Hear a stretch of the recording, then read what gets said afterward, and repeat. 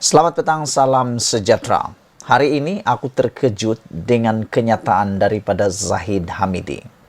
Siapa yang tidak kenal dengan Luqman Nur Adam? Yang menariknya Luqman, dia telah pun kalah dalam banyak saman fitnah. Dan kalau aku tak silap, beliau bakal akan dipenjarakan juga kerana kesalahan menghina mahkamah. Walau bagaimanapun, apa yang menarik ialah Zahid Hamidi dengan terang-terangan mengatakan bahawa beliau memuji Luqman Adam kerana kesetiaannya terhadap UMNO. Dan Zahid Hamidi pula mengatakan oleh kerana kesetiaan Luqman Adam kepada UMNO dan beliau sanggup berkempen untuk Barisan Nasional walaupun tidak dicalonkan sebagai ahli parlimen pada kali ini, Zahid Hamidi kata beliau akan memberikan suntikan semangat kepada Luqman Adam dengan mengatakan bahawa beliau menjanjikan jawatan sebagai senator di Dewan Negara selepas PRU kepada Luqman Adam. Nah, yang menariknya, saudara-saudara, kita semua tahu Luqman Adam itu siapa. Luqman Adam itu bagaimana. Bayangkan kalau dia jadi senator dan dia jadi pula sebahagian daripada senator yang dipilih itu. Begitu hebatnya Zahid Hamidi. Pengerusi Barisan Nasional BN hari ini menyindir seorang calon gabungan itu ketika berucap pada program Jom Santai cukuplah sekali yang berlangsung kemarin di Bagan Datuk. Dalam ucapannya, Zahid memuji bekas Ahli Majlis Kerja Tertinggi UMNO, Datuk Luqman Nur Adam, yang dipecat sebelum ini sambil menjanjikan jawatan sebagai senator di Dewan Negara selepas PRU 15 ini. Menurut Zahid, meskipun tidak dicalonkan, Luqman masih setia membantu calon BN berkempen. Tidak seperti seorang calon yang diberikan tempat, namun tidak tahu mengenang budi. Yang ini menjadi persoalan dalam laporan ini. Zahid sebenarnya sindir siapa yang tak kenang budi itu. Adakah dia sedang menyindir Khairi Jamaluddin? Tapi bagi aku, dibandingkan Khairi dengan Luqman Adam, jauh bezanya seperti langit dengan bumi. Dari segi kualitinya, Khairi lebih baik daripada Luqman Adam. Itu sebabnya ramai yang menyangka, ramai yang menaruh harapan supaya KJ satu hari nanti boleh jadi Perdana Menteri dan Presiden UMNO. Jauh sekali meninggalkan Luqman Adam. Dengan hanya kesetiaan itu, belum tentu dia dapat mentadbir negara. Sanggupkah kamu kalau Luqman Adam menggantikan Khairi Jamaluddin sebagai Menteri Kesihatan? Tentu, jauh bezanya. Menurut Zahid, meskipun tidak dicalonkan, Luqman sanggup berkempen, tidak seperti calon yang tidak mengenang budi. Tetamu istimewa yang sanggup untuk tidak bertanding, tapi berazam untuk membantu calon-calon BN di seluruh negara. Orang itu ialah Datuk Luqman Nur Adam, katanya. Di depan penyokong-penyokong beliau, walaupun beliau tidak bertanding sebagai ahli parlimen, insyaAllah beliau akan jadi ahli parlimen juga dalam masa terdekat ini. Maknanya, beliau akan jadi senator atau ahli Dewan Negara, kata Zahid Hamidi. Kata Zahid Hamidi lagi, jika beliau pergi kawasan, beliau kempen itu dan kawasan itu menang, jawatan sedang menanti beliau, kata Zahid. Pemimpin seperti beliaulah pernah buat silap, kita maafkan.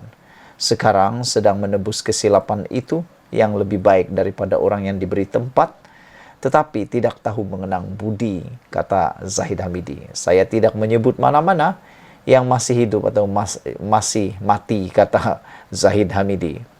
Meskipun tidak mendedahkan siapa calon tersebut, namun kebelakangan ini, seorang calon BN kelihatan menyerangnya dengan menyebut soal pembersihan UMNO dan cadangan agar Datuk Seri Ismail Sabri Yaakob wajar menjadi presiden parti. Dalam pada itu, pada 2020, Lokman menjadi tumpuan selepas mendedahkan rakaman audio Ahmad Zahid yang mencadangkan UMNO menyertai kerjasama Pakatan Nasional bersama dengan Tun Dr. Mahathir Mohamad. Beliau kemudiannya mendesak Zahid meletakkan jawatan sebagai Presiden UMNO sebelum akhirnya Lokman Adam dipecat. Parti susulan didakwa mencipta persepsi penyalahgunaan kuasa terhadap Zahid dan melaga-lagakan kepimpinan tertinggi UMNO dengan Datuk Seri Najib Razak. Namun, Lokman diterima semula menyertai UMNO tahun ini. Jadi, apa yang ketara di sana, Anda boleh menilainya sendiri. Saudara-saudara, begitulah pilihan raya pada tahun ini. Yang hangat menjadi hangat, yang lebih hangat jadi hangat. Jangan lupa turun mengundi. Malaysia kita punya, kita juga sama-sama cintai Malaysiaku. Bye-bye. Habislah Zahid Hamidi kali ini.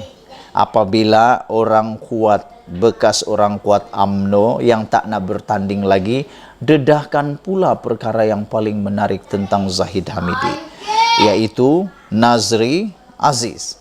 Beliau kata Zahid tiada kuasa runding kerjasama dengan Anwar. Wow. Veteran UMNO yaitu Nazri Abdul Aziz berkata bahawa adalah mustahil untuk UMNO bekerjasama dengan Pakatan Harapan sekiranya pilihan raya umum ke-15 akan berakhir tanpa mana-mana gabungan atau parti memiliki majoriti membawa kepada parlimen tergantung. Bercakap kepada Malaysia Kini, bekas ahli parlimen Padang Rengas selama 5 penggal itu berkata, Presiden Parti Ahmad Zahid Hamidi tidak ada kuasa untuk mengadakan sebarang rundingan dengan pihak lain. UMNO yang merupakan tunjang kepada Barisan Nasional masih lagi dengan usul no DAP no Anwar, kata beliau. Presiden Zahid tidak ada mandat atau kuasa untuk jumpa dengan Anwar nak berunding, kata beliau lagi. Bagi saya rasa tidak mungkin dari segi UMNO sendiri pun DAP ini merupakan satu musuh ketat, beliau kata. Jadi, Zahid silap besar jika dia fikir bahawa ada kuasa untuk menentukan hala 7 ahli parlimen BN yang menang pada PRU 15, katanya lagi.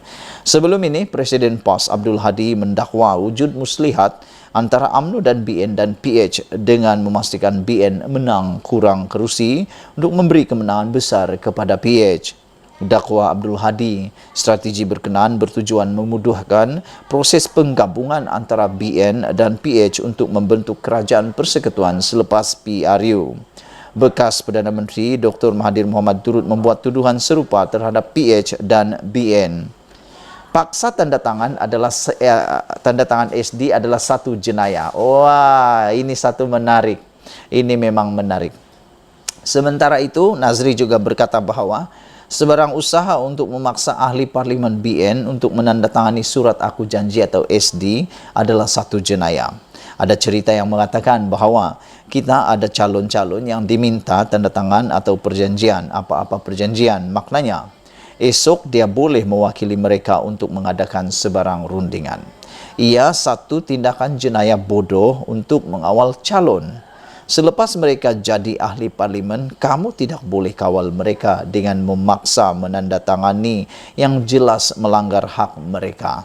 Itu satu jenayah, kata Nazri Aziz. Boleh dikenakan penjara 7 tahun di bawah Akta Kanun Keseksaan, katanya lagi. Anggota Parlimen Padang Rengas yang enggan bertanding lagi itu mengulas mengenai dakwaan calon-calon BN diminta menandatangani SD. Nazri bagaimanapun tidak dapat mengesahkan sama ada benar wujud dokumen sedemikian. Sebelum ini terdapat dokumen yang menghendaki calon memberi kuasa kepada Zahid untuk memutuskan kedudukan dalam kabinet. Salinan yang beredar di media sosial itu juga mengatakan mereka mesti menyokong Zahid sebagai Perdana Menteri dan membenarkan UMNO mempertimbangkan kerjasama dengan parti lain. UMNO menyifatkan dokumen itu sebagai palsu. Menurut Nazri, sekiranya parlimen tergantung, kuasa adalah di tangan Yang di-Pertuan Agong. Jangan lupa benda itu. Esok tuanku akan tanya setiap ahli parlimen. Seri Paduka tak terima sesiapa mewakili mereka.